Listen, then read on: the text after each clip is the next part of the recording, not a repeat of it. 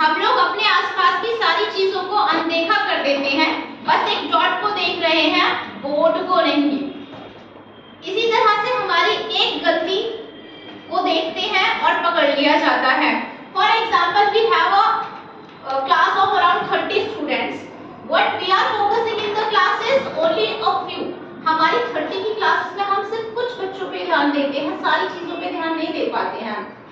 Our role of a teacher is to focus on each and every child.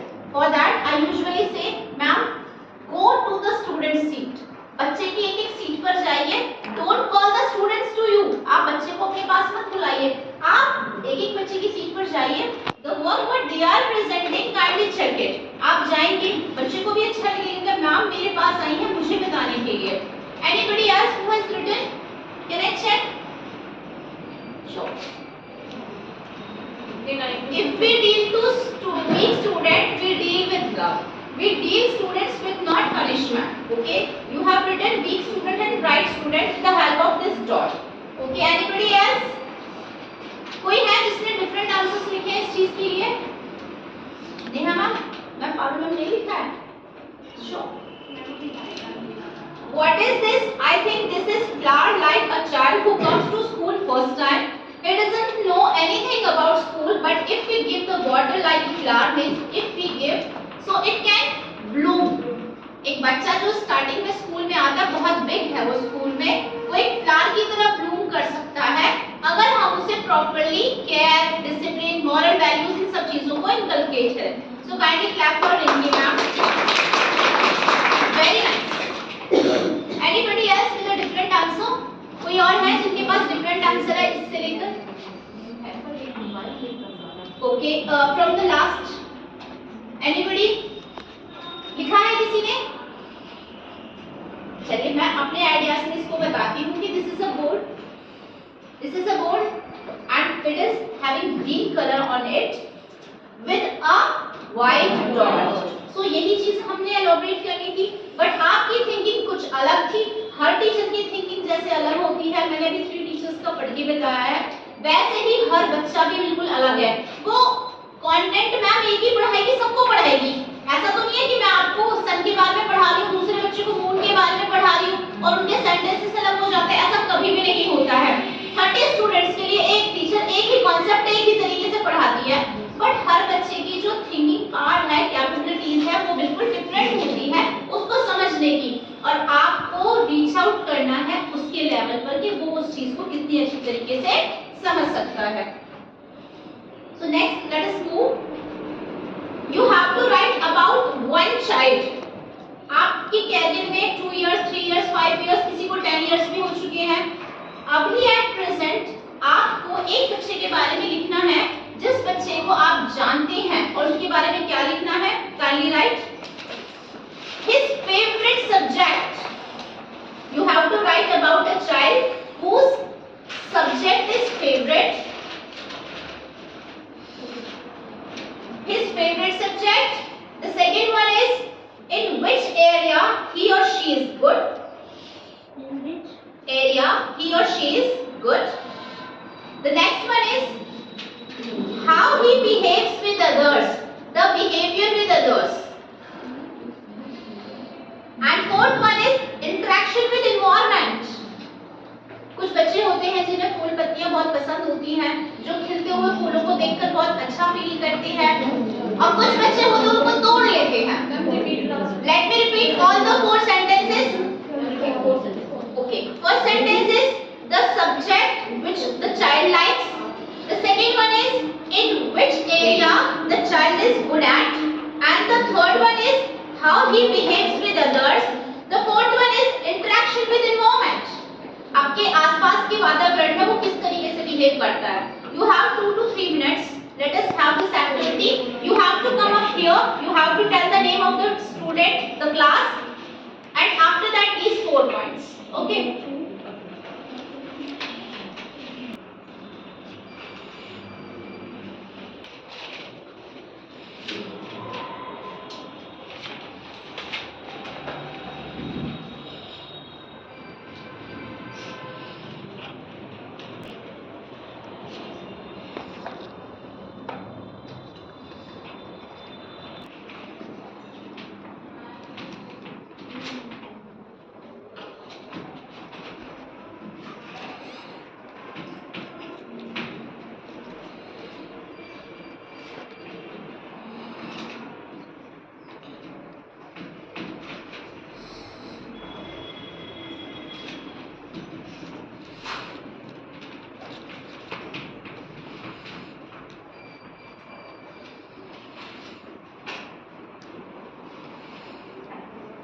Done?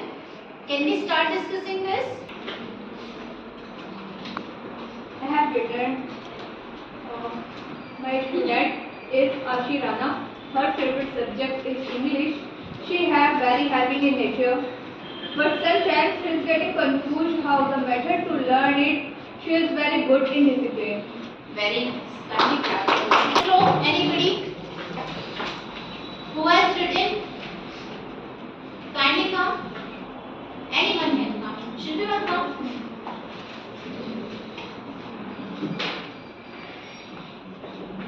Good morning, everyone. Today I going to tell you about about a student from my last year session. Her name is Ashila and she belongs from Sadipur. She is very brilliant student in all subjects, but she is very talkative. She talks very much and she is very connected with me. After 1 year, she also come to me on daily basis and talk with me and tell me about every day routine, what she does at her home and what she does in school. She likes dancing, drawing, and Very nice. Had at least for 40 seconds she talked, and she talked perfectly in English. Can you give a big round of applause? Very nice.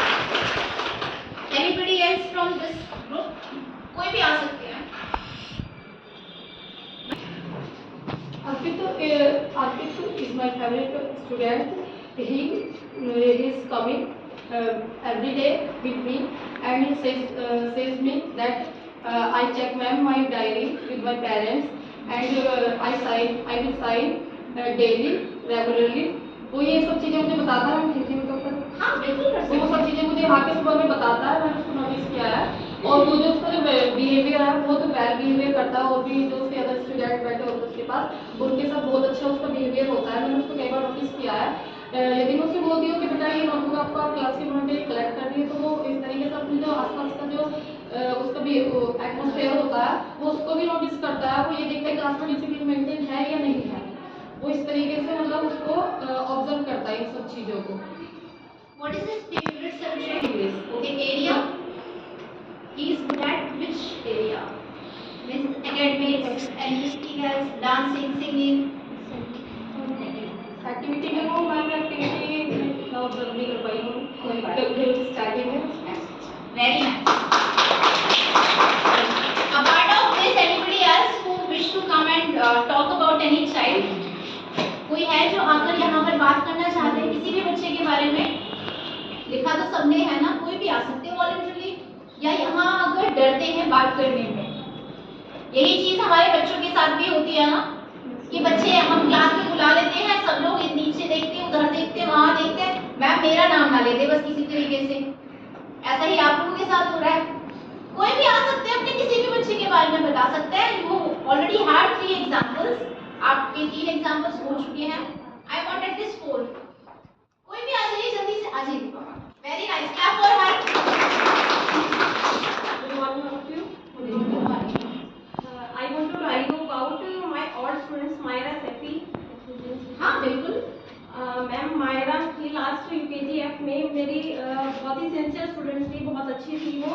और ma'am वो हर चीज़ को observe करती थी. मेरा पहनना, उठना, बैठना, हर चीज़ को वो घर पे जाकर उस चीज़ को फॉलो करती थी. उसके पेरेंट्स इस चीज़ के लिए मतलब बहुत मैम इस तरह से कहते थे कि मैम जैसे आप करते हो तो उस चीज़ को फॉलो करती है वो. मैम उसका हर चीज़ को स्कूल की नोटिस करती थी. उसकी एक्टिविटी स्कूल में क्या हो रही है, प्रिंसिपल मैम क्या करती है, क्लास में आके क्या बोलती हैं, हर चीज़ को मैम वो ऑब्जर्व करती थी. मैम उसका मेन जो कल्चर था, उसका एक्टिविटी थी, उसका सिंगिंग था. बाकी ओरल में, एक्टिविटी में, हर चीज़ में उसका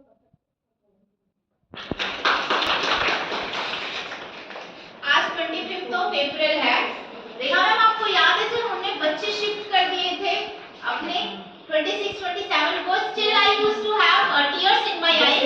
वो बच्चे अपने टीचर को छोड़कर नहीं जाना चाहते थे. And ma'am, teachers also. Teachers also cried a lot क्योंकि ये पीजी टू यूकेजी की क्लासेस इतनी ज्यादा मतलब अट्रैक्टिव है. वो बच्चों को जो टीचर्स है वो इतने प्यार से समझाती है. पूरे साल एक ही साथ बिठाकर पढ़ाती है. तो तभी तो बोलते हैं कि जो पीजी टू यूकेजी की टीचर्स होती है वो मदर टीचर्स होती है. टीचर्स तो हैं लेकिन वो मम्मा की तरह ट्रीट करती है. तो बच्चे और टीचर दोनों एक दूसरे से इतना इंटरकनेक्टेड हो जाते हैं कि उनको छोड़ना उनके लिए बहुत मुश्किल होता है. Still I can see many teachers are having tears in their eyes after remembering those moments. Okay चलो इस चीज से हम थोड़ा सा आगे निकलते हैं. अब हम बात करने वाले हैं एनईपी के बारे में. How many of you have read about NEP? कितने टीचर्स हैं जो एनईपी के बारे में रीड कर चुके हैं? बिकॉज इससे पहले भी मैंने सेशन लिया है 2020 एनईपी के बारे में. Please NEP national education policy. National new education policy. National education policy तो बहुत पुरानी हो गई है. न्यू एजुकेशन पॉलिसी इसकी स्टार्टिंग हुई थी 1848 में. ओके ये चीज पढ़ी थी आपने. ठीक है. और भी कोई चीज बताएंगे आप उनके बारे में? ये था कि 2030 तक एक बच्चे की पेन से फिनिश हो जाएगा और normally digital work. Okay very nice try. मुझे मैम आप कुछ बोलना चाहती हैं? तो 5+3+3+ कर दिया गया है. लास्ट 4 भी है. 5+4. हाँ. और उसमें ये बताया गया है कि जो फर्स्ट सेकंड वाले जो बच्चे हैं हम अभी पढ़ाते हैं उनको मतलब ये छोटी छोटी बैग प्रोवाइड कराई जाएंगी क्लासेस में. ओके. और उनको मतलब एक्टिविटी बेस्ड ही एजुकेशन देंगे हम. ये बैठ जाइए आराम से. Classes for border teachers. सबसे पहले तो मैं आपको बता दूं कि 1968 में सबसे पहली न्यू एजुकेशन पॉलिसी आई थी. दूसरा इसमें अमेंडमेंट हुआ तो वो 1979 में आ गई. अब लास्ट में कोविड के बाद में ये न्यू एजुकेशन पॉलिसीज हमारी चेंज क्यों होती हैं? सॉरी 76 क्यों चेंज होती है? एजुकेशन पॉलिसीज चेंज क्यों होती है? क्या गवर्नमेंट को बैठे बैठे ये सपने आते हैं कि टीचर्स क्या कर रहे हैं या बच्चों को क्या इम्प्रूवमेंट की जरूरत है? They also sit observe the schools and they also take feedbacks. ये central board of secondary education है. गवर्नमेंट सिर्फ नेता बनाने पर, पॉलिटिक्स करने पर या इलेक्शंस करने पर ध्यान नहीं देती, वो बच्चों की पढ़ाई पर भी उतना ही ध्यान देती है. तो जब कोविड के टाइम पर बच्चे फाइनेंशियली नीड्स की वजह से घर पर बैठ गए थे, वो फाइनेंशियली पेरेंट्स स्टेबल नहीं थे, उन्हें स्कूल नहीं भेज पाए, ऑनलाइन क्लासेस नहीं प्रोवाइड करवा पाए, क्योंकि कोई इलिटरेट पेरेंट है वो मल्टीमीडिया फॉर्म कहाँ से लेकर आएगा? कुछ स्कूल्स में फाइनेंशियल कंडीशंस ही ऐसी नहीं थी, लोगों की जॉब चली गई. जो बच्चों ने ऑनलाइन क्लासेस ले ली, आप यकीन मानिए वो बच्चे 2 साल पहले चले गए. फोन का यूज हो गया ज्यादा, आई साइट कमजोर हो गई, स्कूल्स ओपन हो नहीं रहे थे. जब बच्चे वापस 2 साल के बाद स्कूल में आए तो वो ऑलरेडी 2 साल पीछे जा चुके थे, वो सब चीजें भूल चुके थे. उन्हें उसी राइट ट्रैक पर लाने के लिए हमारी न्यू एजुकेशन पॉलिसी आई. पहले हम लोग क्या करते थे? सिर्फ पढ़ाई पढ़ाई पढ़ाई पर फोकस करते थे. बच्चे की इंटरेस्ट, बच्चे की एक्टिविटीज, उसका इंटरेस्ट किस सब्जेक्ट में है, किस चीज को करने में, उस पर फोकस हम नहीं करते थे ज्यादा. लेकिन एनईपी 2020 आने के बाद न्यू एजुकेशन, इसलिए तो उसको न्यू एजुकेशन पॉलिसी बोला, नेशनल एजुकेशन पॉलिसी हटा करके 3 एजुकेशन पॉलिसीज बनने के बाद हमारे पास एक न्यू स्ट्रक्चर आया जो कि एज का स्ट्रक्चर है. चलिए हम वो चीज डिस्कशन करते हैं. If you have read about this structure, that's good. But if you have not yet, kindly note down. तो जो हमारा स्ट्रक्चर है वो है हमारा 5, 3, 3 and 4. ये जो आपके 5 इयर्स हैं, स्पेशली PG to UKG के टीचर्स जानते हैं कि 5 इयर्स जो है वो है हमारी फाउंडेशनल स्टेज. फाउंडेशन मतलब क्या होता है? एक नींव. स्कूल की नींव तो एक छोटे बच्चे की है जो पीजी क्लास में, नर्सरी में, एलकेजी यूकेजी में है, तो वो है हमारा फाउंडेशनल स्टेज, जिसे हम लोग नर्सरी से सेकंड क्लास मानते हैं. नर्सरी से सेकंड क्लास तक के लिए मानते हैं. सेकंड है हमारा प्रिपरेटरी. प्रिपरेटरी जिसमें ये 3 इयर्स है, जिसे हम लोग 3rd to 5th मानते हैं. नेक्स्ट आएगी हमारी मिडिल एजुकेशन. मिडिल एजुकेशन में हमारी है 6 to 8 classes and the last one is secondary, जिसमें हमारी क्लासेस है 9 to 12. ये सिर्फ सुनने में भी आ रहा है जैसे 10th का बोर्ड एग्जाम होता था, 12th का बोर्ड एग्जाम होता था. अभी कोई गाइडलाइंस ऐसी नहीं है, बस बोला गया है है कि साल में 2 बार बोर्ड हुआ करेंगे, फाइन। तो इसके अकॉर्डिंग हम लोग अपनी क्लासेस में बच्चों का एडमिशन करवाते हैं। इसके साथ में मैं आपको इसकी एज भी बता देती हूँ। जो हमारा फाउंडेशनल स्टेज है उसकी एज है 3 to 8 years, you can write. Foundational age की जो ग्रुप है उसकी एज है 3 to 8 इयर्स। प्रीपैरेटरी की एज है आपकी 8 to 11 इयर्स। मिडिल जो क्लासेस है उसकी एज है 11 to 14 इयर्स। एंड जो सेकेंडरी लेवल है वो है उसकी एज 14 to 18 इयर्स। टोटल बच्चा कितने साल स्कूल पढ़ेगा? अरे 18 इयर्स को ऐसा बोलते हैं कि बच्चा 3 साल तो छोटा ही होता है। 18 इयर्स का तो 12 हो जाता है। ऐसी थिंकिंग पेरेंट्स रखते हैं कि मैम 17 साल हो जाएगी, 18 साल हो जाएगी, 19 साल में बच्चा 12th करेगा। उसी चीज को समझाने के लिए ये एजुकेशन पॉलिसी की स्ट्रक्चर को दिखाया गया। 3 साल बच्चा घर पर था, 3 साल के बच्चा वो एडमिशन हुआ, उसने प्ले ग्रुप किया है या नर्सरी क्लास किया है, but at the age of 8 years को कंप्लीट होने के लिए वो फर्स्ट क्लास से सेकंड क्लास तक हो जाना चाहिए और थर्ड क्लास में आने के लिए उसकी एज 8 इयर्स हो जानी चाहिए। नेक्स्ट, एनसीएफ के बारे में कितने लोग जानते हैं? NCF, have you written this? NCF, can anybody tell me NCF full form? National Curriculum Framework. National Curriculum Framework.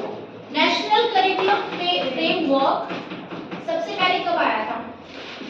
NCF 2000, उसका अमेंडमेंट हुआ 2005, अब उसके बाद अमेंडमेंट हुआ 2023 में। इसके भी आप लिख सकते हैं 2000, 2005 and 2023 और इसकी भी डेट है 23 अगस्त से हुआ है ना, 23 अगस्त से अमेंडमेंट में आया है, ठीक है। और बेसिकली जो एनसीएफ होता है और एनईपी है, एनईपी तो रूल्स रेगुलेशंस बना देती है, एक पैटर्न तैयार करती है, लेकिन फॉलो अप में लाने के लिए कौन करता है? एनसीएफ उसको फॉलो करता है। बेसिकली जो ये एनसीएफ 2023 में आया है वो आया है कि 3rd to 8 इयर्स के बच्चों की एजुकेशन किस तरीके से हम लोग स्टार्ट कर सकते हैं। इनकी जो 3 क्राइटेरिया से आप लिख सकते हैं। The first criteria is medium of instructions. एक बच्चा जब छोटा है, प्ले ग्रुप में है, उसको मदर टंग में पढ़ाना जरूरी है आपको। The first one is medium of instructions. कौन सी लैंग्वेज में आप उस बच्चे को पढ़ा रहे हैं? बाइलिंगुअल पढ़ा रहे हैं। टीचर अगर इंग्लिश आती है तो जरूरी नहीं कि बच्चे को भी इंग्लिश आती है। She has to move from one language to another. Hindi से इंग्लिश में लाना है उसे। The second one is any other language including English. एक बच्चे को मदर टंग आती थी, इट कैन बी एनीवन, कोई हिंदी, इंग्लिश, मैथ, कन्नड़ा, ये कोई भी हो सकती थी उसकी फर्स्ट लैंग्वेज मदर टंग थी, इसके अलावा भी सेकंड लैंग्वेज उसको आ जानी चाहिए। थर्ड पॉइंट, मदर टंग के साथ साथ ऑफिशियल लैंग्वेज उसे आती है तो एक ऐसी लैंग्वेज जो इंग्लिश हिंदी के अलावा है वो उसे आ जानी चाहिए। बेसिकली वो ये जानना चाहते हैं कि एट द एज ऑफ 3 उसे मदर टंग आती है और इंग्लिश के कुछ वर्ड्स आते हैं। At the age of 8 years he or she should know Hindi, English language and can be interact with the third language. 9 to 12 जो बच्चों की लैंग्वेज है, अब सीबीएसई ने क्या किया है, उसमें थर्ड लैंग्वेज एक ऐसी आनी चाहिए, या तो वो संस्कृत ले सकता है या वो जर्मन, फ्रेंच, बहुत सारे उर्दू भी ले सकता है वो बच्चा। हिंदी इंग्लिश उसे आती है और एक एक्स्ट्रा लैंग्वेज उसे आनी ही चाहिए टिल 12। हम अपने बच्चों की जो पढ़ाई शुरू करती है वो 3H से करते हैं। मदर टीचर्स बहुत अच्छे से जानती हैं कि छोटे बच्चों को किस तरीके से डील करना है, उन्हें हमें 3H से करना है। Head, heart, hand. सबसे पहले किसी चीज को वो कहां पर फीड करेगा? ब्रेन में। बोलते हैं ना, learn by your heart, learn by your heart. अपने हार्ट के थ्रू उसको पढ़ो, दिल से बिल्कुल याद कर लो कि कभी उसे भूलो नहीं। और थर्ड है हमारा हैंड्स। हम अपने हैंड्स के थ्रू चीजों को ऑब्जर्व करवाते हैं, लिखवाते हैं, फील करवाते हैं। सो 3H के अकॉर्डिंग हम अपने बच्चों को चीजों को समझाते हैं। अभी कुछ दिनों पहले एक एग्जाम हुआ था, ऊपर हुआ था 3rd to 5th में, परख, PARAKH, परख। Have you written these?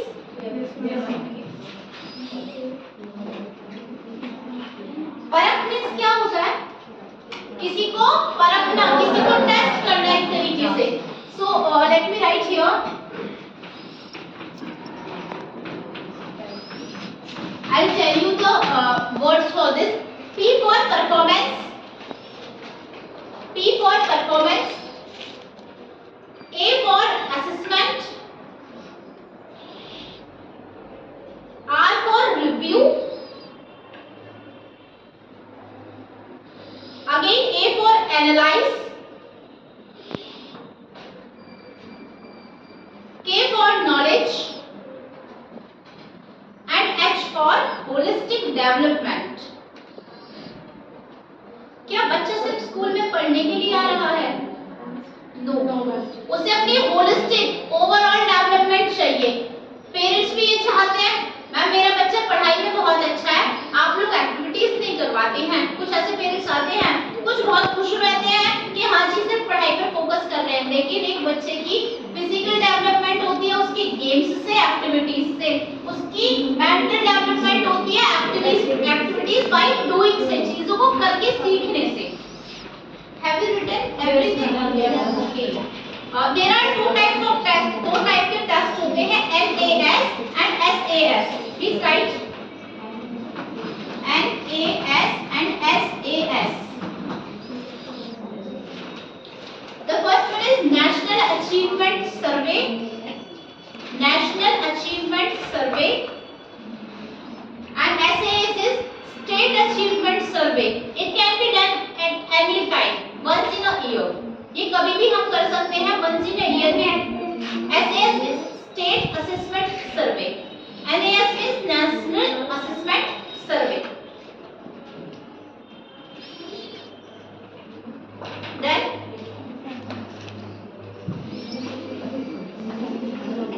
A for assessment. Achievement, sorry, achievement. Now let's move further. आपकी क्लास में बहुत सारे बच्चे हैं, हर बच्चा अलग मेंटल लेवल का है, अलग मेंटल ग्रोथ का है, जो अपनी चीजें किस तरीके से इनहांस करता है अपने अंदर। हम लोग उसके ऊपर थोड़ा सा डिस्कशन करते हैं। फॉर एग्जाम्पल, अगर कोई बच्चा क्लास में है और आप कॉन्सेप्ट सेम पढ़ा है, तो कुछ प्रॉब्लम्स ऐसी होंगी जो उसे समझ में नहीं आती होंगी। फॉर एग्जाम्पल, एक बच्चा है, आप उसको कोई भी चीजें समझाएं, उसे समझ में ही नहीं आती है, तो आप क्या एक्शन लेंगे उसके लिए? कोई भी XYZ बच्चा है, उसे आप कितना भी समझा लो, लेकिन उसे चीजें समझ में नहीं आती है, तो आप उसके लिए क्या एक्शन ले सकते हैं? फर्स्टली उसकी वीकनेस को find out the weakness, very nice. Anything else? Second point क्या हो सकता है? पहले तो आपने इसकी वीकनेस को फाइंड आउट किया, उसके बाद मैं उसे एक्टिविटी बेस्ड सिखाती हूँ। उसे एक्टिविटी बेस्ड सिखाकर, नेक्स्ट उसके इंटरेस्ट को देख कर कि वो किस चीज में उसका इंटरेस्ट है। Fourth, anybody else? आप में से प्रीवियस नॉलेज को पता करके, वेरी नाइस, कि उसे कितनी नॉलेज थी कि मैं न्यू कॉन्सेप्ट उसे सिखा दूं। मेरे पास 4 पॉइंट्स आए, लेकिन आप में से किसी ने ये नहीं बोला कि मैम मैं उसके पेरेंट्स से भी बात करूंगा या करूंगी, कि उसका लेवल क्या है, उसके बारे में जानने की कोशिश करूंगा। हाउ ही और she is at home, because you know that how he is behaving at the class. आपने ये जानने की कोशिश नहीं की कि उसका बिहेवियर पहले से कैसा है। जैसे हम फीडबैक कॉलिंग करते हैं, पेरेंट्स हमें बता देते हैं, पूरे दिन साइकिल चलाते हैं, पूरे दिन घूमते रहते हैं, अच्छे से बिहेव नहीं करते, पढ़ने नहीं बैठते, इस टाइप के प्रॉब्लम्स को आप फीडबैक पे ले लेते हैं। लेकिन क्या कभी बच्चों के बारे में ये पूछते हैं आप कि सर आपका बच्चा अभी स्लो है, इससे पहले वो बच्चा घर पर रहता था आपके पास, हमारे लिए तो न्यू बच्चा है, उसका बिहेवियर प्लीज हमें बताइए वो किस तरीके से है, ताकि आप चीजों को आप फाइंड आउट भी तो कर रहे हैं पहले पेरेंट्स को कॉल करके, उसके बाद ही आप एक्शन ले सकते हैं किसी भी चीज के लिए। एक है HPC। HPC, can you tell me about this HPC? किसी ने सुना है इसके बारे में? होलिस्टिक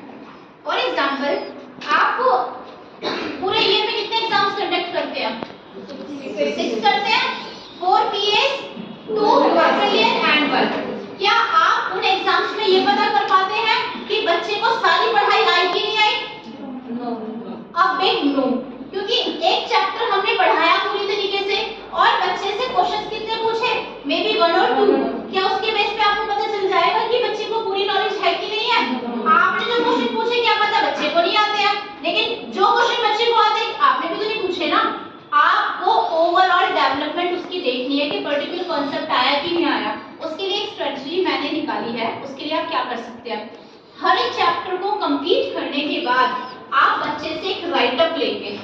फर्स्ट सेकंड के बच्चे कर सकते हैं, छोटे बच्चों से ना आप ओरली लेंगे। पेज 2 यूकेजी के टीचर्स हर कॉन्सेप्ट के बाद ओरली एक बच्चे का एनेक्डोटल रिकॉर्ड बनाएंगे कॉन्सेप्ट बेस्ड। ये मैंने कॉन्सेप्ट पढ़ाया था, मैंने दिशाओं के नाम पढ़ाए थे, मैंने ड्राई फ्रूट्स पढ़ाए थे।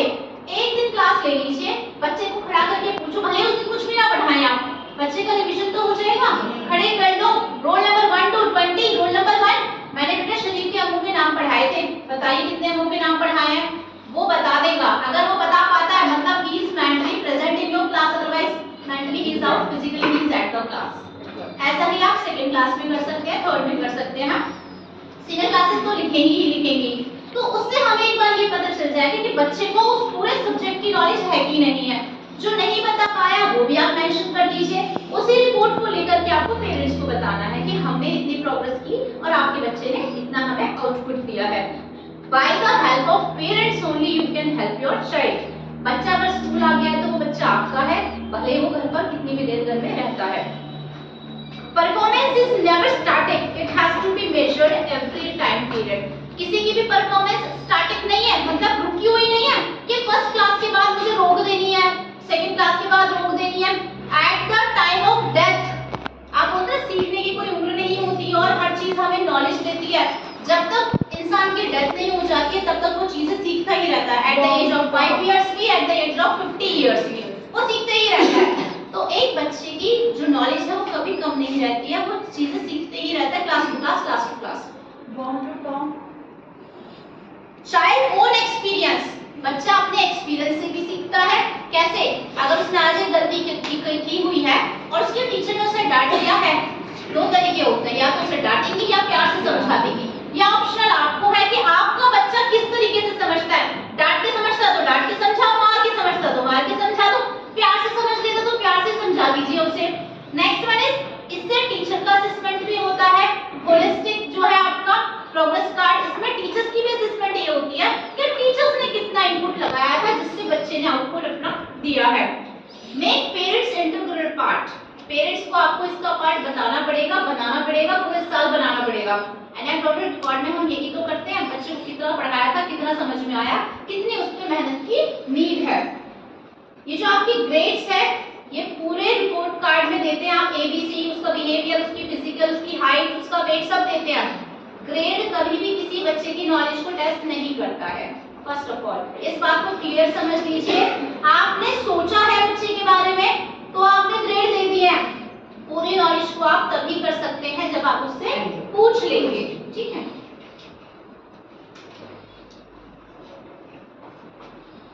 केवाईसी फुल फॉर्म क्या है केवाईसी की? हाँ, क्या है फुल फॉर्म केवाईसी की? नो योर कस्टमर, कुछ कस्टमर बोल रहे हैं। Know your child, being a teacher you should know your child. एक टीचर होने के नाते आपको पता होना चाहिए कि आपका बच्चा क्या कर रहा है, उसे किस चीज की नीड है। 3 चीज की नीड है उसे। कोई कॉन्सेप्ट अगर सिखाया तो उसे रिकॉग्नाइज करना आना चाहिए। You can write 3 R's।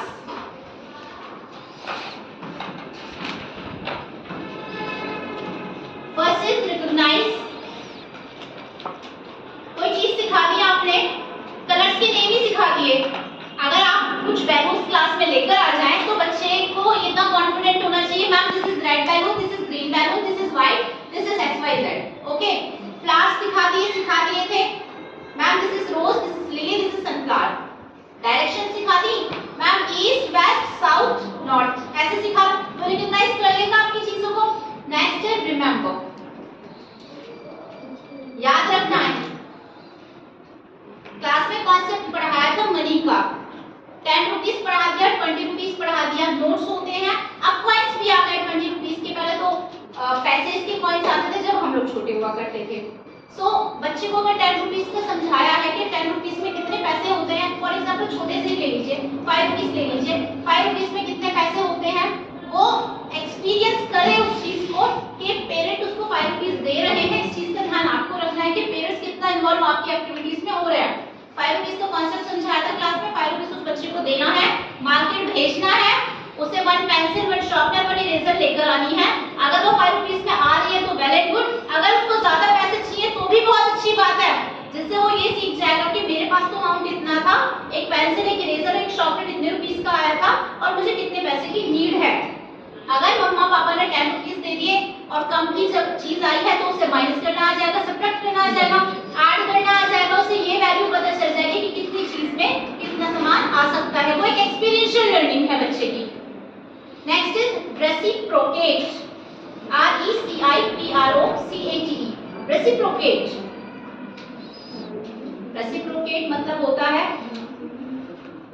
बदले में लेना या देना। आपने एजुकेशन दे दी बच्चे को, अब बच्चा क्या करेगा? बच्चा भी तो कुछ करेगा ना, क्या करेगा बच्चा? उस नॉलेज को यूज करेगा ना। उस नॉलेज को जब तक बच्चा यूज नहीं करेगा तब तक आपके रेसिप्रोकेट नहीं हो पाएंगे। अच्छा, अब आपको मैं मीटिंग जस्ट ओवर करने वाली हूँ। I have taken lot of time yours. Question है आपका आज कि आपको अपने पेरेंट्स को कॉल करना है जब आप फीडबैक के लिए करेंगे, तो ये क्वेश्चन जरूर पूछेंगे। You have to ask the best 2 qualities of the child.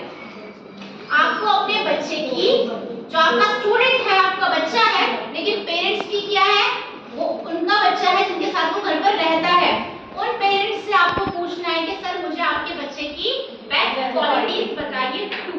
आपका बच्चा किस चीज में बहुत अच्छा है, ये वाला वर्क आपको करना है। Fine. Any other question if you have in your mind you can ask. अगर आपके पास कोई क्वेश्चन है तो आप पूछ सकते हैं। Yes, no question? फिर अच्छा नहीं लगता है जब आपके बच्चे भी चुप हो जाते हैं। आप भी तो पूछते हैं ना, बेटा हैव यू अंडरस्टूड एवरीथिंग, और बच्चे चुप बैठे रहते हैं, इधर उधर देखते हैं। अगर मैम ने मुझसे पूछ लिया तो प्रॉब्लम हो जाएगी। बेटर है प्लीज। मैं पापा के लिए अच्छा, अब कैसे ऊपर मैम हम अपने बच्चों को क्वेश्चन कराते हैं, हाँ मीनिंग कराते हैं। हाँ। लेकिन मैम जो आप बता रहे हैं अनसीन पैसेज भी तो होने चाहिए। अनसीन पैसेजेस में 6 to 8 में है, फर्स्ट टू सेकंड में भी ma'am, unseen passage. No ma'am, चलो ये तो बहुत अच्छी बात है कि आपने इस क्वेश्चन को राइज किया है। अनसीन पैसेजेस हो जाने चाहिए फर्स्ट मैम मैं क्लास अपने से ही। बच्चों को समझा नहीं पाती। मेरे 2 बेटे पढ़ते हैं, वो नहीं पढ़ पाते, वो केवल रट्टा मारते हैं। हाँ, ये तो एक प्रॉब्लमेटिक चीज आपने बताई है, बहुत अच्छा है कि हम फर्स्ट सेकंड से इंक्लूड कर सकते हैं। It can be for 5 lines, कोई 5 लाइंस की पैराग्राफ बना दिया है। उसके लिए हम ऐसे कर सकते हैं जैसे चित्र वर्णन होता है ना, एक एक फर्स्ट दे दिया। बट मैं नहीं कर पाते बच्चे। अनसीन पैसेज में फर्स्ट सेकंड में थोड़ा डिफिकल्ट हो जाएगा, उसके लिए उसको चित्र वर्णन में भी बेस्ट है। So why don't you do it on Saturdays? Saturdays में से इंक्लूड कर लीजिए। मैम ऑलरेडी उनकी जो बुक्स होती है उसमें गिवन होता है बुक एक्सरसाइज में कि लास्ट में एक रचनात्मक करके एक्टिविटी दी गई होती है, वो बच्चे आफ्टर द बुक और after the chapter. Ma'am after the chapter तो आप उसको भी थोड़ा सा मैम करते हैं बच्चे। Anybody else? कोई और क्वेश्चन है?